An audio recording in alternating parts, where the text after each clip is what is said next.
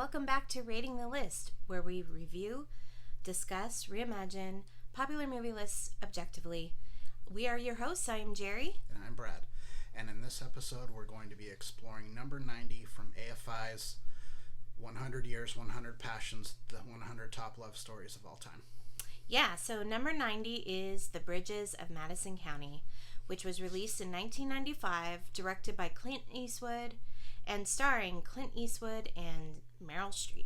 So, the synopsis for this romantic drama is as follows. In present-day mid-1990s, adult siblings Michael and Carolyn Johnson arrive to their family farm in Iowa to settle their mother's estate.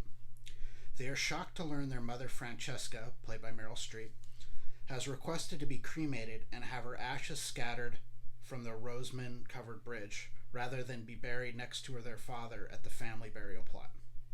While Michael and Carolyn read through their mother's notebooks to learn the reason of her choice, the film flashes back to 1965. Francesca, an Italian war bride, stays home while her husband and kids attend the state fair. She meets a lost photojournalist, Robert Kincaid, played by Clint Eastwood, and they strike up an instant friendship. Over the course of the next few days, they grow closer and fall in love. In her journals, Francesca details the intense affair and its lifelong impact, hoping her children understand her choices, including nearly walking away from her life to join Robert. But she couldn't leave her kids and wondered if her love affair with Robert could stand the test of time. Though they never communicated again, Robert's career flourished with new meaning in his life, and Francesca used the memories to get her through her sometimes dreary existence on the farm. Michael and Carolyn, both with their own marriage struggles, are deeply moved. They make changes in their own lives and carry out Francesca's wishes, scattering her ashes at the bridge. Okay. So, again, I think AFI screwed the pooch. They really there's just this weird thing as we go through the list. It's just like they put this weird elevation on movies just because they're older. Yeah. Like this one, I've noticed that too. At the time of this list, this movie was 7 years old. It came out in 1995. Mm-hmm. The list came out in 2007. So it's like it's just like, because it's newer, it's not as good. This one's a really, really weird one for me because, one, it's made by one of their own. I mean, Clint Eastwood is an established old white guy, like probably most of the members of AFI are. He is a Hollywood legend. He has made all kinds of, movies in Hollywood. He has been acting since the 50s in TV westerns and things like that. It stars Meryl Streep, who might be the greatest actor of all time. Yeah. It's real easy to make that argument. And again, this is one of, this movie was award-winning. It was up for numerous Academy Awards, including Meryl Streep for Best Actress. Yep. It's one of her 537,000 Oscar nominations. I think that's the fact, right? Right. Yes. Yeah, that's what it is. That's definitely the number. I mean, she's incredible in the role. Clint Eastwood, who I generally don't really care for the most part, he mostly just plays himself. He has a different layer to his performance in this movie, and he always makes really competent movies. Like, his movies are always extremely well crafted. Everything about them is professional. Yeah. Like, he's never made a movie that I would consider bad, right? Especially from a technical standpoint.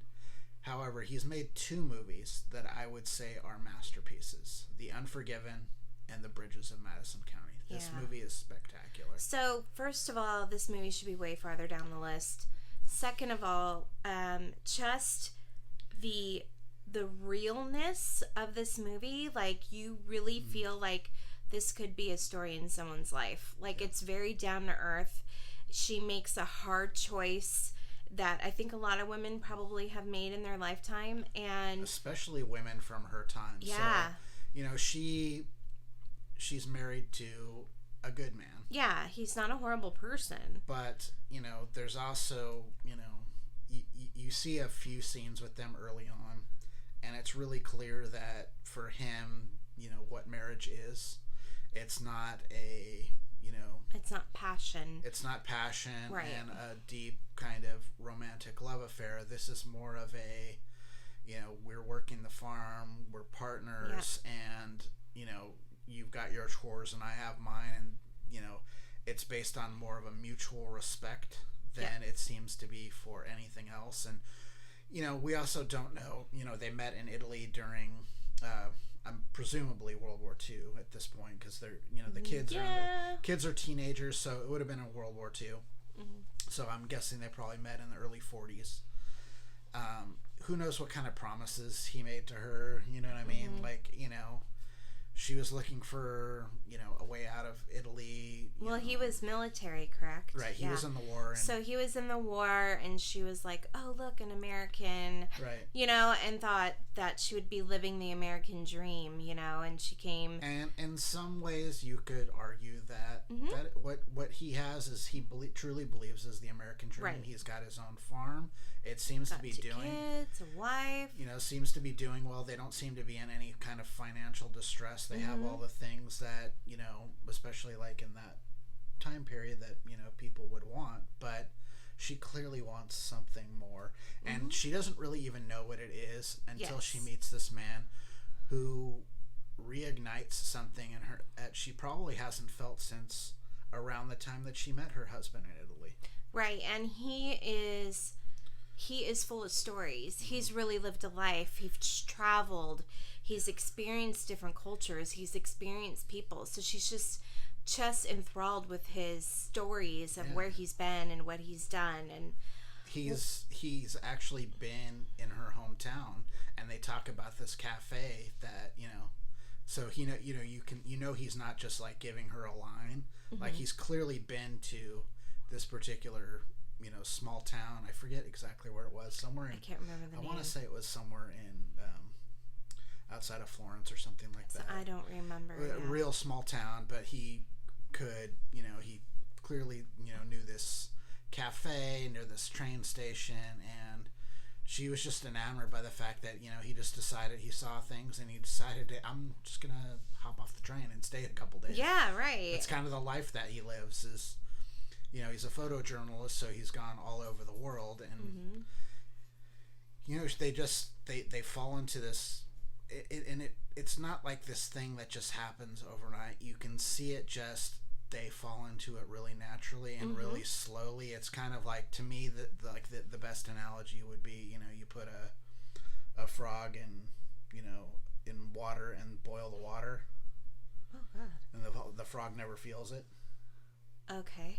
That's a really grim analogy, but okay. But, that's what I'm saying. Is she does, all of a sudden, she's like, oh shit, I'm in love with this guy. So, to talk about Meryl Streep's performance, she's one of those she is the actress who can embody such a role that you just totally forget who she is. Not a lot of actresses can do that, or actors. So, there's a lot of silent acting happening in this movie where she's, putting her head down or being modest, or she's, even the way she stands is different. She holds her arms behind her back as she walks. She covers her mouth a lot because, she's not used to just laughing freely. And there's just so much she brings to this character that it's really so believable. And she also, at the end, when, she has this decision to make in the truck, and it's just like, she's not saying anything. It's so gut-wrenching. It's gut-wrenching. Everything is, and there's a part, they just show her hand, trying to open the door. Well, it's just, she's deciding whether she's going to open this door, get out, and go to Robert's truck, who is in front of her and her husband.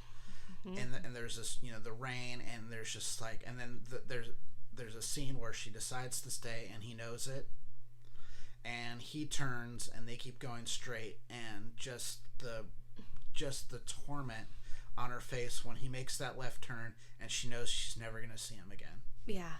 It's just... And the biggest thing for me in this one is just there's just a level of maturity in this movie. There's nothing frivolous. I mean, it's an affair and it only lasts a few days, but there's nothing frivolous about what they do. Not only that, it's like they put you in this position where you understand it and you're not upset about the affair. A lot of times when we see affairs in movies, it's this like totally horrible thing and everybody's, but it's really like you get it, you understand why this is happening, and you can see how easy it was for her being with him to slip into this comfort level with him, and she was able to be who she is with him. That was the big thing. And I think the thing I like the most is because this is a mature woman and a mature man that are involved in this, they make mature choices. Yes. Like she realizes sometime in that 2 or 3 minutes that she's in the car with her husband that whatever she has with Robert, she's already second guessed it once. Like she was packed up and she was ready to go. Yeah, she was packing. She was gonna go. And she realized, how can I do this? I got my two, I can't leave my, what do I tell my 2 kids about life? And, I still have lessons to tell both of them. Yeah. And to impart on them. And so she, she backs off and then she sees him again and she almost goes again. But then she, you can see the gears working and it's like, I can't do this. And she realizes that, what they had in those couple of days is all they would really ever have. They wouldn't be able to last. Yeah. This is an exquisite movie. It's so good. It's so good. And I think I watched this when it first came out, and I think I didn't appreciate it at the time. Yeah. And now that I'm older and I'm watching it, I could really understand the emotions that they're having.